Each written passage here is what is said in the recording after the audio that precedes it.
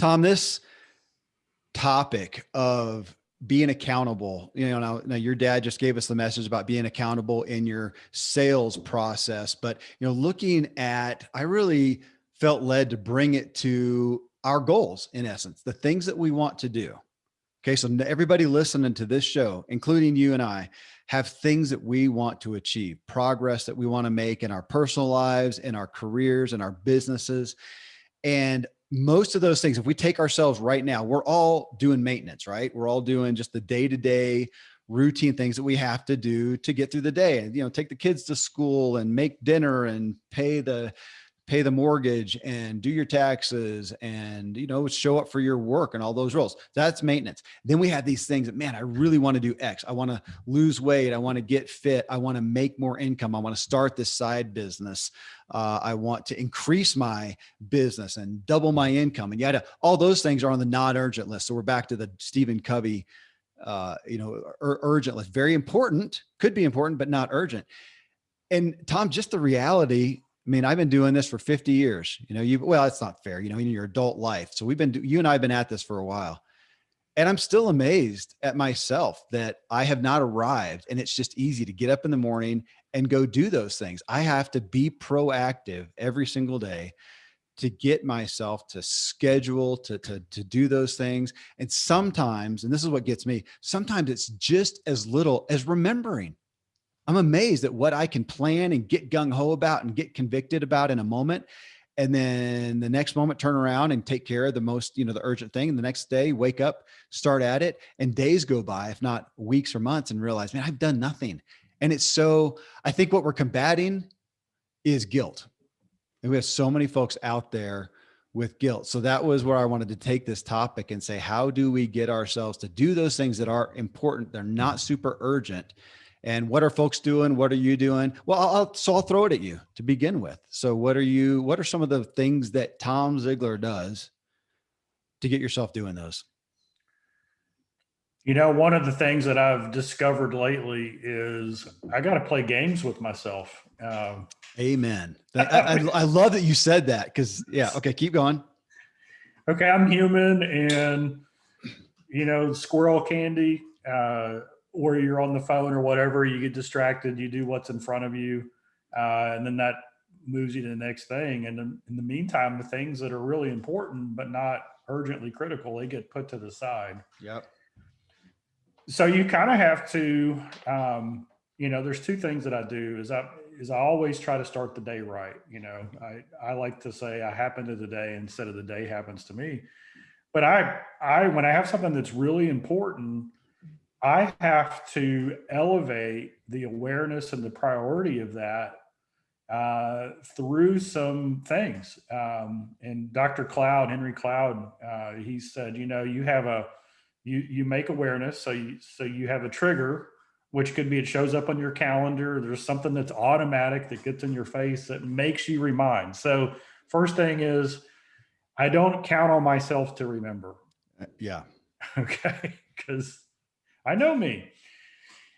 And so what does that really mean? It means that in advance, I schedule time blocks in my calendar of when that's going to be a focus of what I'm going to do.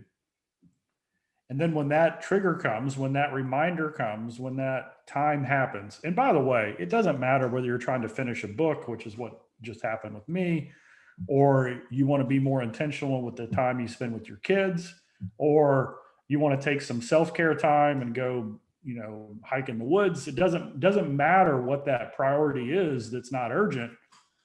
You treat it all the same, right? You create something that reminds you, hey, this is what I'm going to do right now. It's on your calendar. It's blocked out. So that's number one. Number two is when it happens, you do it, right? You do it. And you devote that time to it. And the more you can do it distraction free, the more likely it is you're going to be successful in the process of whatever it is. Yeah. And then Dr. Cloud said this, and this is what really helped me with my book, is you have a reward when you're done. So the short answer on my book is every morning, the first part of the day, I'm just going to write the book. I was going to write 1,000 words. And my reward was, the way I set it up, is I wasn't going to eat anything until I finished my 1,000 words. Well, that's pretty motivating, right? That's pretty motivating. So whether it's a positive thing that you really enjoy doing, but you're always neglecting it because other quote priorities come up, or it's something that you need to do to advance yourself in your career, your relationships, but it's not something that it's more of a task that you need to do rather than a love to do thing. Yeah. It works either way for that. Either one of those. I would also, there was a mindset shift that was really, kind of important to me, that happened a few years ago. One of our Ziglar speakers, his name is Kerry Lowe, came in, and we were having a time in our office. We were doing a training session in our office, and he did a presentation there, and he talked about the comfort zone. And he said the comfort zone is a construct that doesn't really exist. It only exists because we've said it exists. And what he pointed out is we're either living or dying. We're either getting closer to or further from our objective. Yeah. And so for some reason, we think that the comfort zone is just this holding pattern that we can be in for as long as we want. So my mindset shift was, there is no such thing as that. If I'm not moving towards what I want, I'm moving away from what I want. And that gave me that little bit of extra urgency to take care of the essentials, to make sure the priorities, the things I wanted to move toward, I took on. Because it's easy for us to say, well, mañana, I'll do it tomorrow. But that's not holding the place, right? That's not maintaining status quo. That's actually getting further behind. Yeah. And I don't like that. I don't like to be further behind. And now, the way the world is, with change and challenges and disruption happening more and more, we get further behind the more we stay the same. There is not an option. No. Right. And so that to me is a motivator. I agree. Well, you said the word right there, motivator. And I do want to point that out. That's what one of my podcasts is called, is motive. And that's why, is understanding. I mean, so if you've got those things, I have to do that. When I've got that thing that I think that I want to do, I'm telling myself, and time goes off, I have to revisit, wait, why do I want to do that? And I do that. And sometimes you can realize when time has gone on and you really question, why do I want that? What is my motive? And realize, you know what? It's not that important to you, or it's not important right now. And that's a way to let go of the guilt that you may be feeling by, when you do realize you're not making progress. But hopefully it helps bring you to either that is fine, or to, this is why I want it. What is that motive? So if you're not making progress, to revisit, why is it? What is the payoff?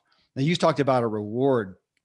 And Tom, with this, well, you know what, here, let me do justice. I mean, we had a couple of people, or more than a couple, but Scott Womack, he says, I schedule appointments and my calls are booked on my iPhone calendar. My to-do list is the old fashioned yellow pad with the items crossed off as finished. Old school, but it works. Let's see. We had Brian Lynchard. I generally say, well, he actually said, if I need a to-do list, then I'm just too busy. But I do use an email system called Follow Up Then that sends reminders to myself. Cindy Wallace, calendars and to-do lists. When I make a goal, it's all put on my calendar and then on my to-do list. I have a paper calendar and a joint family electronic calendar that these go on as well. Jessica Smith Moyer, she says, I just make goals. I like to write them down. Don McCallum says, I have a to-do list. So that, that hits some of those things of just writing it down. If we can give first premise to writing it down, like you said, it's amazing how I don't rely on my memory especially for those things. I mean, I don't forget. I mean, none of us. I had an assistant one time. She said, because she knows I don't like routines, I don't like structure, I don't like to be confined. And she said, "No, come on, Kevin. I get it. You don't want these rules and whatever. But do you ever get up in the morning and forget to brush your teeth?" I said, "Absolutely not. I do not forget to brush my teeth. I got to get those barnacles off." She says, "Do you ever forget to have your coffee?" "Nope." She says, "Have you ever shown up for work naked?" You know what? I've not ever forgotten that either. You know, I've had dreams. I've had dreams about that. I have had dreams. That is like a nightmare where you all of a sudden you look down and you're not wearing pants. Yeah, exactly. Yeah. And in mine, I have to go to the bathroom really bad, always. I don't know. I can't believe I have not wet the bed yet.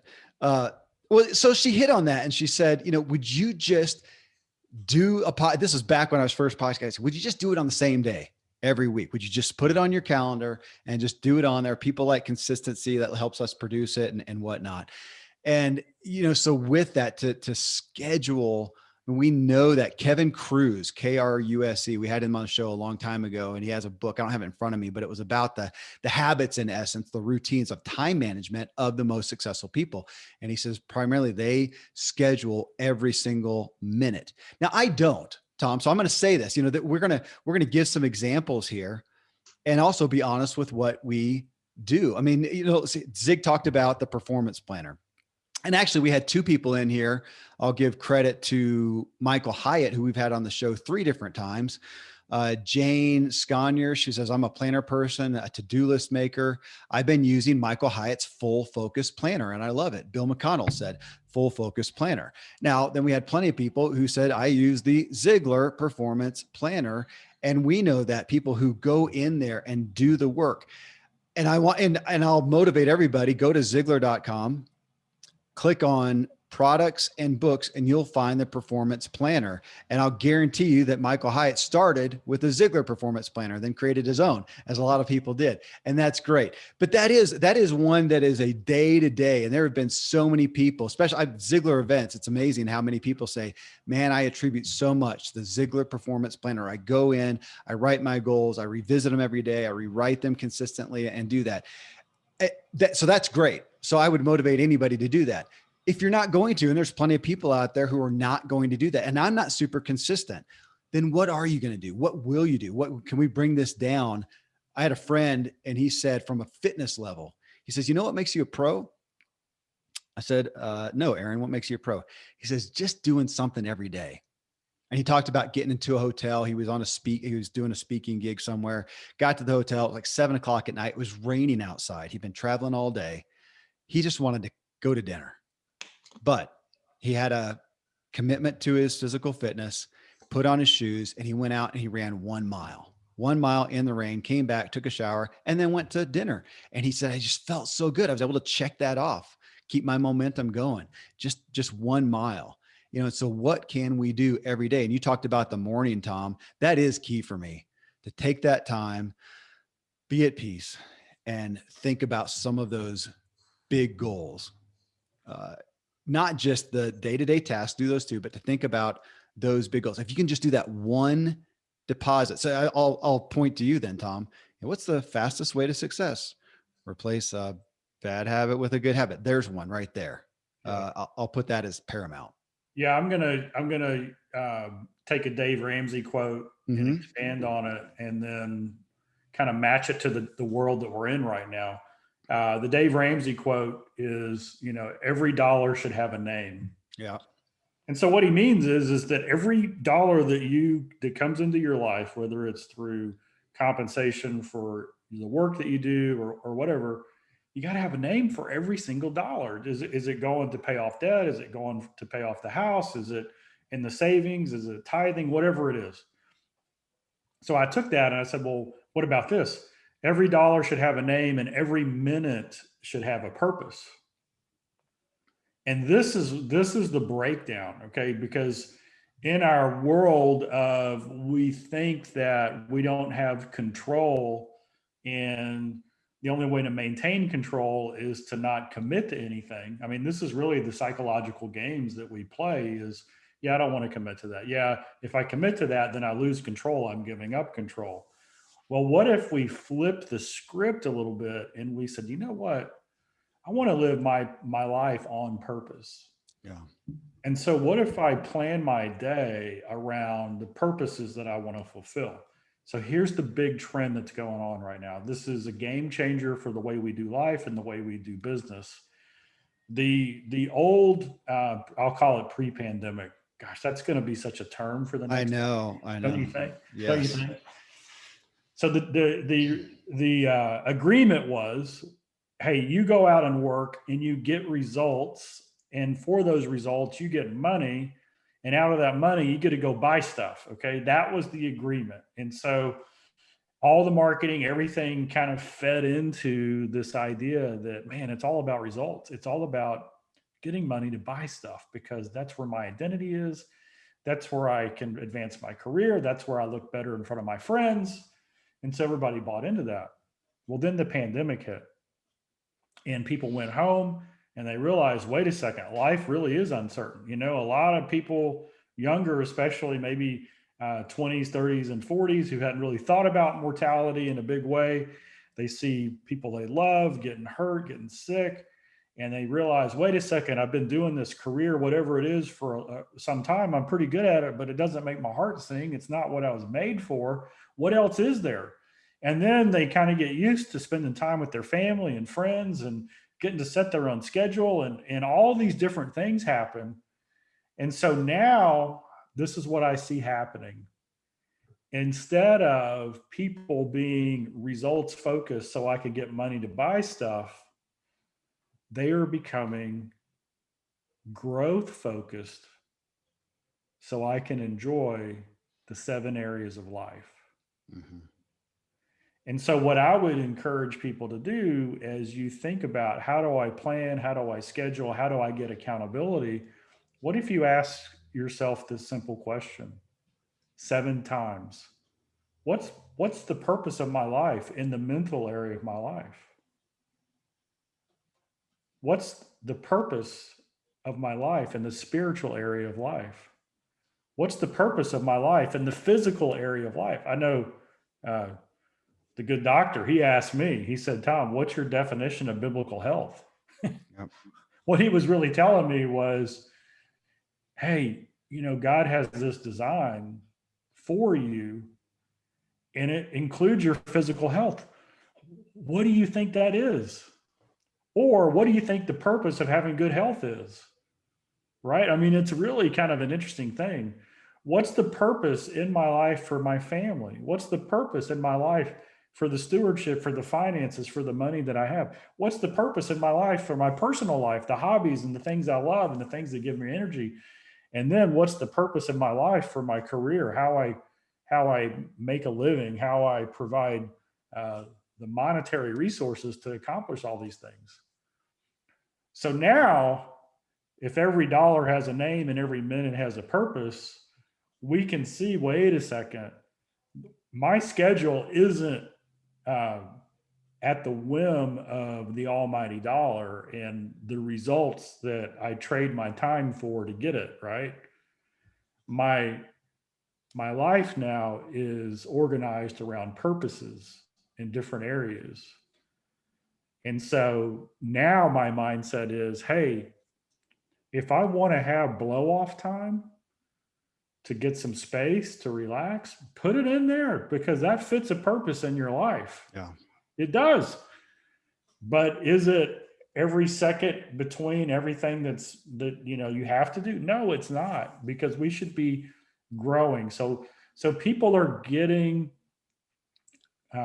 excited about growing in all 7 of those areas. Yeah. And studying learning, I was reading, doing some artificial intelligence research. Nice. And so they have these learning modules, right? And so learning methods. And so one learning method is, a theory was, hey, you know what? We are motivated by lack or by scarcity. And as soon as there's no longer scarcity in our life, our motivation goes down. Right. Right.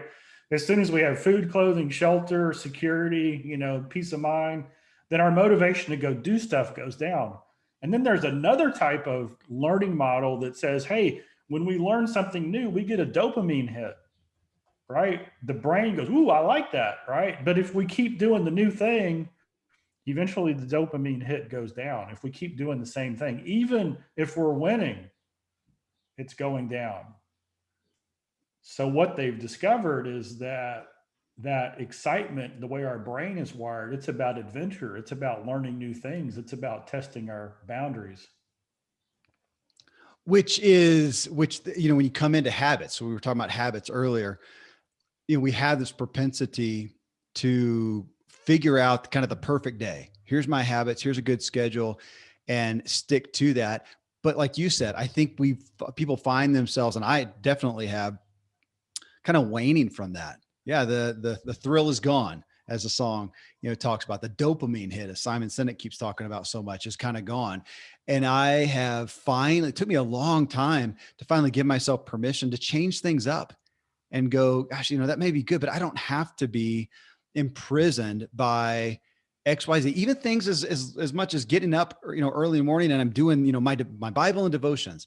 I gave myself a break from that finally when I realized I'm not feeling it. I'm kind of in a dry place, and let me pick up a book that's focused on spiritual stuff, but by somebody, and get their perspective and change that around. Same thing with exercise. And I didn't give up exercise, but I'm running and I'm progressing, and I realize I just have no desire to go run. All right, well, go ride your bike or go play tennis or go play, whatever it is. Give yourself reason to cycle through things.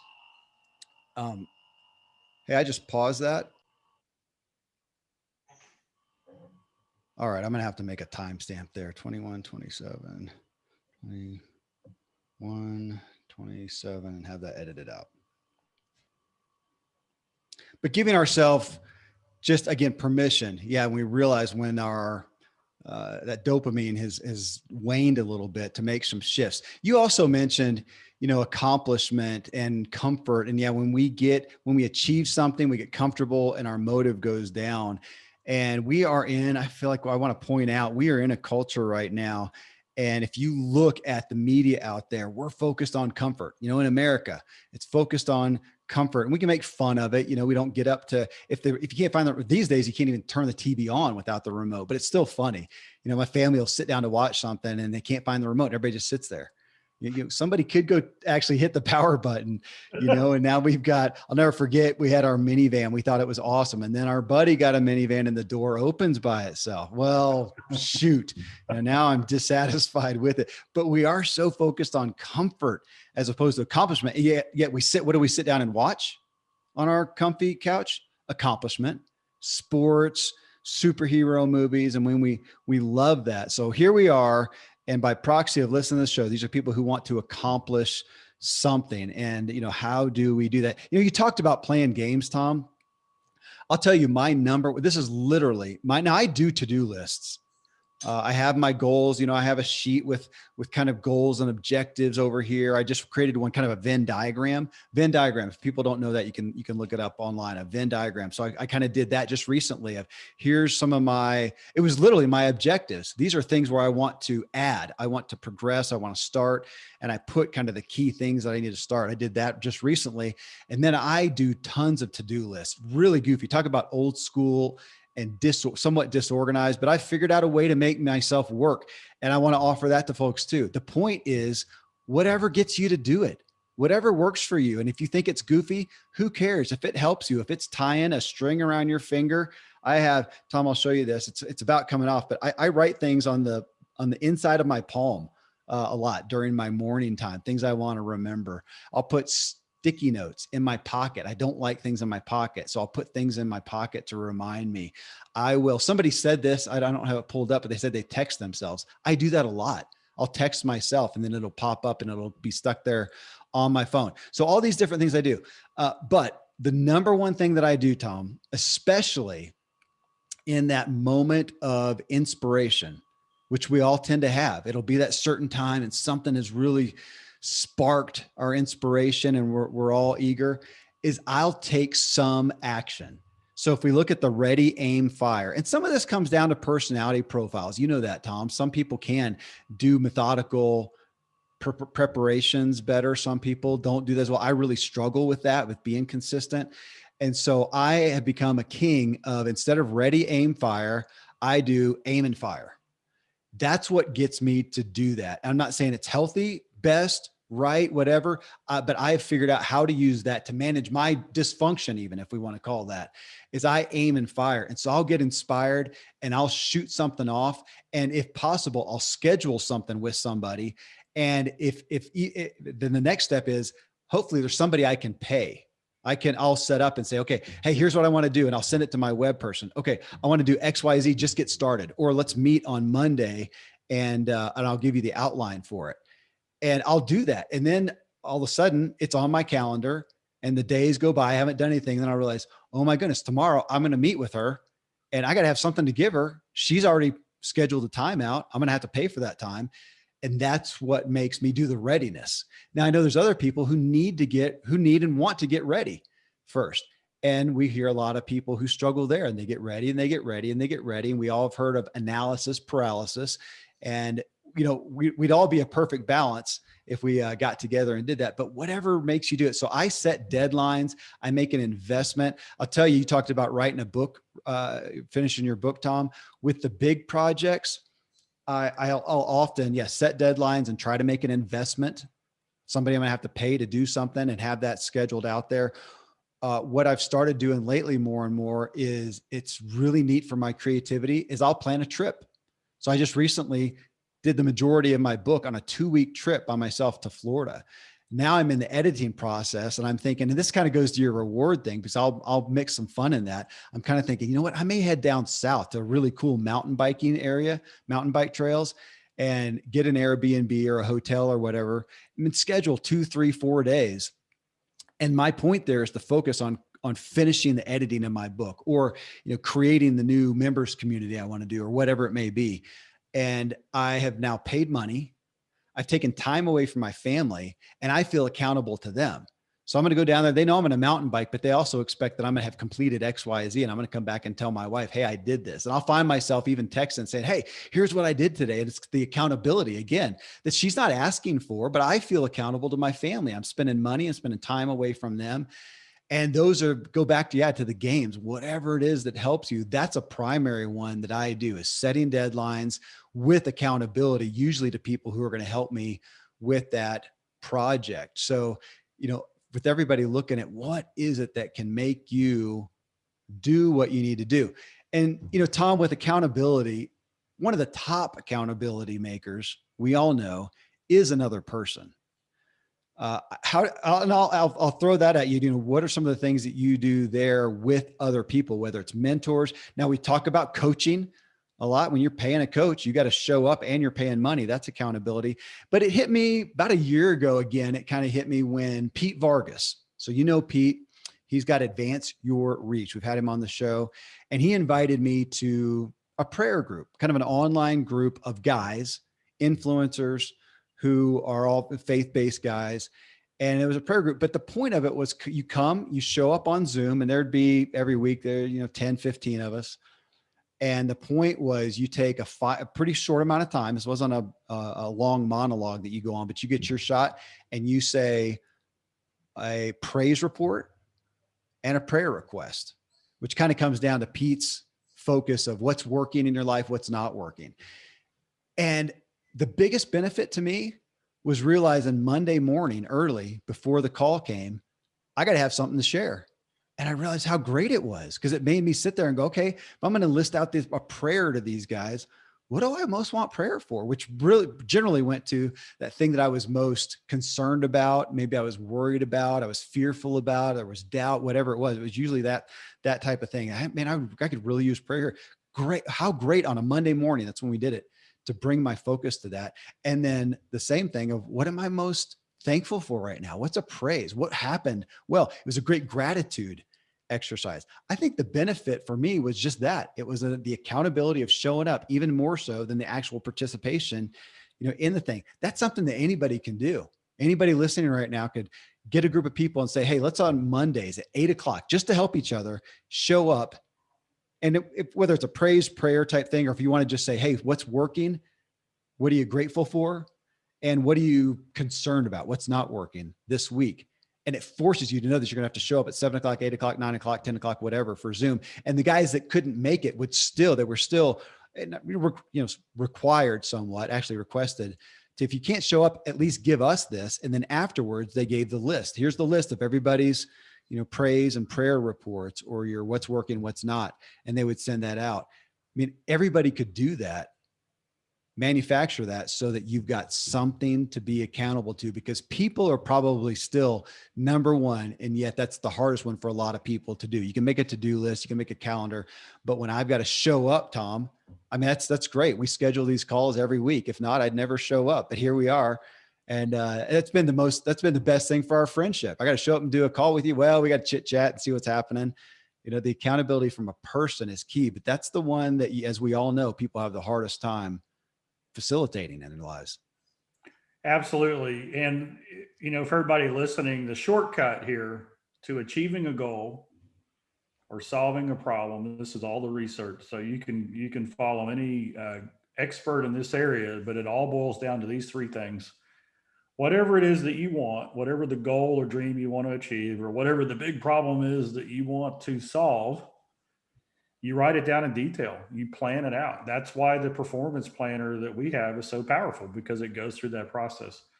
Number two, now this performance plan, I'm holding it up. Everybody watching the video, there it is. This is actually, wait, hold on, Tom. This is the newish one. 1986 right there. There you go. With, hold on. I got to show the video folks this. Where is it? With Zig's note to me. Isn't that awesome? Okay, keep going. Yeah. The second thing is you work on them every day. You do something every single day on the goal that you're working towards, or the problem you're trying to solve. Now, what is that something? It could be a dedicated, time block at 90 minutes. It could be just reviewing that goal and saying, is that still what I want? And it takes you 60 seconds. But your mind is focused on the things that you want to achieve. And the third one you just talked about, you have an accountability partner, somebody who wants you to be successful. They're on your team. They're on your side. Somebody who's going to say, hey, Kevin, did you do that? Did you follow up this week? And what's interesting is that when there's an investment or a cost, either way you want to look at it, you're more likely to follow through. That's why if you have a trainer at the gym and the trainer says, hey, if you need to reschedule, as long as you give me the 24 hours, there's no cost. But if you call me up the same day to reschedule, you're paying for the time anyway. Yeah. Right? Yeah. You're going to go unless you're just deathly ill. And then a good physical trainer, if they've had a relationship with you for a while, they're going to give you some grace on that, right? But they can tell when you just didn't get enough sleep and you don't feel like it, which is a totally different excuse than you're just sick and can't get out of bed with something else, right? So those are the things that we've got to understand. Is we got to write it down in detail. We got to work on it every single day, even if it's just thinking about it, and then having an accountability partner. Now, the given is that life is going to get in the way. Yeah. I mean, it's just going to get in the way. There's going to be negative things that happen that push us back. There's going to be positive things that take us in a new direction. And so what we've got to do is have a why that's so linked both emotionally and logically that when the stuff comes up, we do it anyway, right? We might put it aside for a minute while we handle the emergency, but we're coming back to it. That's why I like to have that combination of what's the vision for my life that I want to grow into, and then what's the pain if I let this slide. And a lot of times let's face it, it's regret. I just don't want to have regret on the things that matter. You know what everybody needs every year? They need a school reunion they have to go to. How many people successfully lose weight for the school reunion, that happens whenever they happen, 5-10 years, but how great is that? Because they know the motive. And I like that, Tom, saying, making a deposit on the goal, just to look at it. We had Donald Miller on the show recently, and he talked about that every single day. He looks at his, set of goals, the things he wants to accomplish in his personal life, his business. And he just looks at him, just reviews it. Like you said, 60 seconds. So if that's sticking it up on your mirror, just to do that daily review.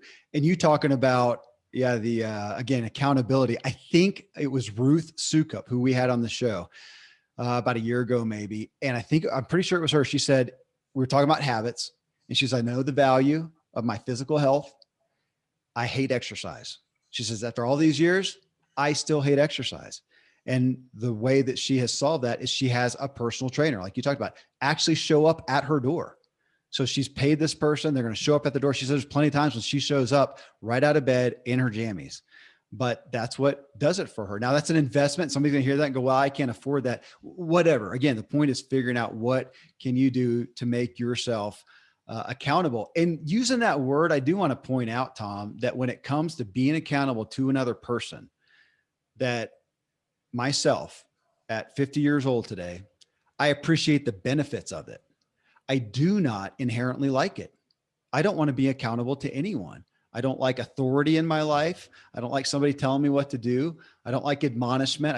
These are admissions. Okay. This is the unhealthy side of Kevin. I realize that, but I realize the benefit. So I put it there, but to all those people who are out there and they it's not a happy thought to be accountable, man. I get that. I very much get that.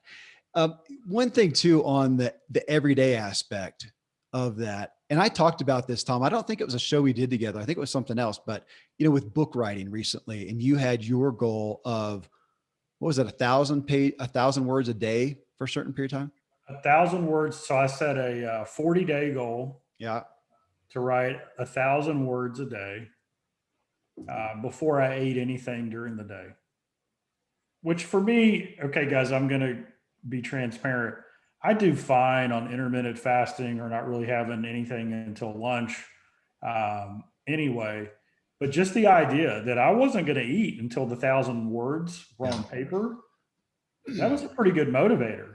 That's a great motivator. And, and I was hoping worst case scenario, I was going to lose a lot of weight writing this book. But, we were able to write the book and maintain this specimen of physical health here. Well, hey, that's a win in my book. I do a lot of those, just going back to triggers. And folks, James Clear wrote the book recently, Atomic Habits. It is, I'm amazed. It is a bestseller. It's been number 2, number 3 on the New York Times bestseller list for a year. I mean, the incredible book. So I went through it, read it, studied it, even as I was preparing for my own book, just to look at how he crafted the book. But man, really good book on habits, on how to make your habits more enticing, these things you want to do. So I do recommend that. But on that, Tom, you doing 1,000 words, I really struggle with that. It's hard for me. It's just, again, my personality or my, programming, or maybe, again, I don't know if it's good or bad. Doesn't have to be right or wrong, but just realizing that is difficult for me to get my head around things, to go down the rabbit hole. So I wrote the majority of my book. Now I had pieces, I had the structure of it, but I did, 7-10 days of about 3,000 to 5,000 words a day. At the end of it, both of our publishers are happy because we submitted the book. However we did it, if it was 5 words a day over a period of 5 years, or whether you did, I just read a book. I'm reading a book right now by Frederick Buechner that he said he wrote for the most part over a weekend. One of my favorite books, The Sacred Journey. Whatever works for you. But if we do look at the stats, so you can try to be the exception. And I would say what I just said about myself is probably more of an exception. I would say the majority of the books that are out there were done with daily deposits, with writing a bit every day. So look at the best stats. I think we're always best to look at what are the best statistical chances and opportunities, and that's best practices. You're probably best to do that, but also don't feel wrecked if you realize, man, that's difficult for me. And you'll find somebody else who has done it a different way. So I just told you that, I do a lot of mine where I'll take a big block of time and really go down the rabbit hole and totally ignore everything else. The point is figuring out, what does it for you? Because when I look at myself, I feel like, I don't know if this is best to say, Tom, but I feel like with time management and goals management, I feel a little dysfunctional. I really struggle with focus. I think I actually look for reasons to lose focus. I mean, I just like to be spontaneous. I like to do that, but to get out of myself, I've got to figure out how to manage it. So I have a lot of goofy things that I feel like it's goofy, that I do to manage myself. But the point is, at the end of the day, if you have managed yourself, the thing that we're all guarding against here and talking to is those who feel frustrated with the lack of managing themselves. So, coming back to this again and looking at what are the things you want to do, as you said a minute ago, Tom, why do you want it? Oh, I wanted to say that too on that daily review. So if you've got these goals, you've got these lists, you're gonna take 60 seconds to look at it and say, I want to, lose this much weight. I want to make this much money. I want to go on this thing, to put next to it the why, so that you're constantly, I want to do this. A why? Because of this. I want to lose weight. Why? Because the reunion's coming up, whatever it may be. But to put that there, so you're looking at it every day and you get comfortable with it, is so powerful. When you get guilty, it's so easy to put it off there. And then the weeks go by, the months go by, and we've all experienced that. And guilt is such an inhibitor, with this. Yeah. We get guilty, or in the same token, we think, golly, if I put all my energy into that, whatever that is, what if it's the wrong thing? What if I'm going the wrong direction? What if I should have been putting my time? Maybe you've got three good options, and it's kind of a toss up. You're kind of leaning towards one, but somebody else said the middle one and somebody else said the third one, right? You don't know what to do. I came up with this little saying, and I don't know if it's physics or whatever the description is, but an object in motion is easier to stay in motion, and an object that's not in motion is easier to stay not in motion, or however that law is. Well, this is what if something's on your heart, right? Like if you know that you've got this calling or this purpose, something you were designed for, something you want to move towards, but you're sitting there going, golly, that feels selfish, or what if that is the wrong thing, or whatever. But still, it's kind of echoing there. People say, what do I do? I say, man, you just run at it as fast as you can and discover what you don't know, because what you discover as you move towards it will move the course. And here's the kind of the spiritual idea, is that God nudges us, right? God's amazing. He puts, I call them taps on the shoulder, or for me, sometimes it's slaps upside the head, right? But here's the thing. God's nudges are less painful if you're already in motion. Yeah. And so a lot of times we think, well, better to wait until I get 100% clarity. And so we freeze, and then we lose the job. And now we don't have a choice. We got to go get that job we wanted for a year anyway, right? Yeah. Why not move towards it, learn everything we can about it, so that we're already in motion, so that when the nudge comes, it's like, oh yeah, I'm glad I was already on the way. Yeah. Yep. I saw a meme the other day, Tom, and it was kind of a faith-based meme, showed a guy leaning on, I think he had a shovel in front of him on the ground. He was just kind of leaning up, kind of resting on it. And it was something to that degree of saying, hey, God's in this, God's going to help you, but he's not going to pick the shovel up and start digging that hole. You've got to do that, which I know can ruffle feathers with people thinking of works and grace and whatnot. But in my experience, yeah, God requires some movement on our part. Well, Tom, always a gift, man. Folks, thanks for submitting this. I hope this is empowering and equipping for helping you. Yeah, if nothing else, write the goals down, revisit them every day, and schedule them, and know your why. All right, Tom. All right. Thank you.